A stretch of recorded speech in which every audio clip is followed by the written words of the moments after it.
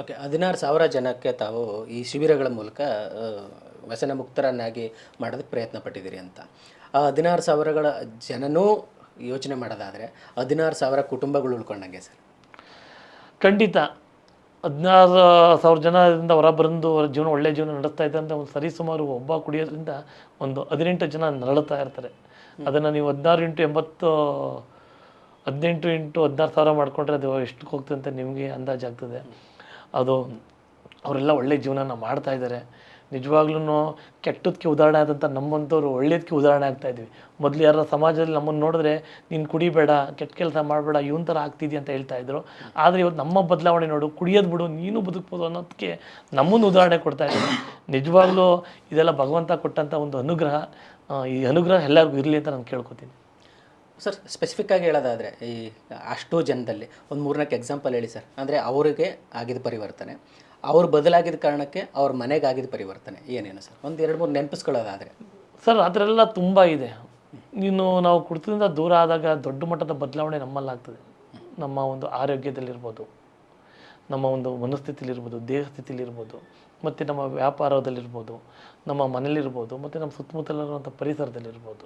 ಅಂದರೆ ಒಬ್ಬ ಕುಡಿಯುವಂಥ ಸಂದರ್ಭದಲ್ಲಿ ಹಂತವಾಗಿ ಏನೇನು ಕಳ್ಕೊಂಡಿರ್ತಾನೆ, ಕುಡ್ತಾ ನಿಲ್ಲಿಸ್ಮೇಲೆ ಹಂತವಾಗಿ ಎಲ್ಲನೂ ಗಳಿಸ್ತಾ ಹೋಗ್ತಾನೆ. ಮತ್ತು ಅವನ ಕೈಲೂ ಏನು ಬೇಕಾದ್ರೂ ಮಾಡುವಂಥ ಶಕ್ತಿ ಇರ್ತದೆ. ಆ ಥರ ಬದಲಾವಣೆಗಳು ತುಂಬ ಜನದಲ್ಲಿ ಆಗಿದೆ. ಏಕೆಂದರೆ ಉದಾಹರಣೆಗೆ ಅವನು ಒಬ್ಬ ವಿದ್ಯಾವಂತ ಆಗಿರ್ತಾನೆ, ಒಬ್ಬ ಡಾಕ್ಟರ್ ಆಗಿರ್ತಾನೆ, ಒಬ್ಬ ಲಾಯರ್ ಆಗಿರ್ತಾರೆ, ಇಲ್ಲ ಯಾವುದೋ ಅಧಿಕಾರಿ ಆಗಿರ್ತಾರೆ, ವ್ಯಾಪಾರಸ್ಥ ಆಗಿರ್ತಾರೆ, ವ್ಯವಹಾರಸ್ಥ ಆಗಿರ್ತಾನೆ.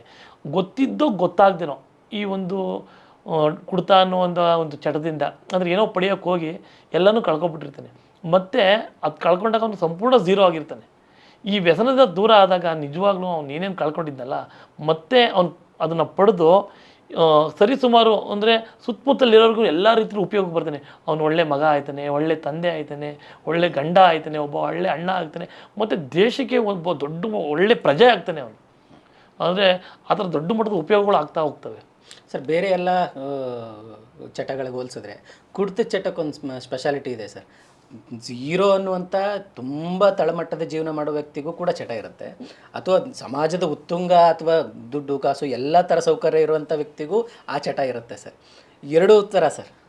ಅಂದರೆ ಪ್ರಕೃತಿ ನಮಗೆಲ್ಲ ಕೊಟ್ಟಿದೆ ಸರ್. ಎಷ್ಟನ್ನು ಬೇಕಷ್ಟು ನಾವು ಉಪಯೋಗಿಸ್ಕೊಂಡ್ರೆ ಯಾವುದೂ ಏನು ಸಮಸ್ಯೆ ಆಗಿಲ್ಲ. ಈಗ ಉದಾಹರಣೆಗೆ ಸ್ವೀಟ್ನ ಎಲ್ಲರೂ ಇಷ್ಟಪಡ್ತೀವಿ, ಎಲ್ಲರೂ ತಿಂತೀವಿ. ಹಂಗನ್ನು ಅದು ತಿಂದ ತಕ್ಷಣ ಕೆಲವರಿಗೆ ಅದು ಶುಗರ್ ಕಾಯಿಲೆ ಆಗಿ ಪರಿವರ್ತನೆ ಆಗಿದೆ. ಅಂಥವ್ರು ಅವರು ಶುಗರ್ನ ತಿಂದೇ ಏನಾರ ಆರೋಗ್ಯನ ಹಾಳು ಮಾಡ್ಕೋತಾರೆ. ಆದರೆ ಎಷ್ಟು ಬೇಕು ಅಷ್ಟನ್ನು ತಿಂದು ಅದಕ್ಕೇನು ಬೇಕು ವ್ಯವಸ್ಥಿತ ವ್ಯಾಯಾಮ ಮಾಡ್ಕೊಂಡ್ರೆ ಏನೂ ಸಮಸ್ಯೆ ಇರಲ್ಲ. ಅದೇ ಥರ ಇದನ್ನು ಅಷ್ಟೇ. ಇದೂ ಕುಡ್ದವ್ರಿಗೆಲ್ಲರಿಗೂ ಕಾಯಿಲೆಯಾಗಿ ಪರಿಣಾಮ ಬೀರಲ್ಲ.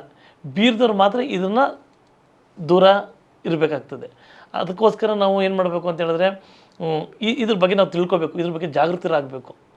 ಖಂಡಿತವಾಗ್ಲೂ ಇದ್ರ ಬಗ್ಗೆ ಜಾಗೃತರಾದರೆ ಯಾವುದೇ ಥರದ ಸಮಸ್ಯೆ ಇಲ್ಲದೇ ಒಳ್ಳೆಯ ಜೀವನನ ನಡೆಸ್ಬೋದು.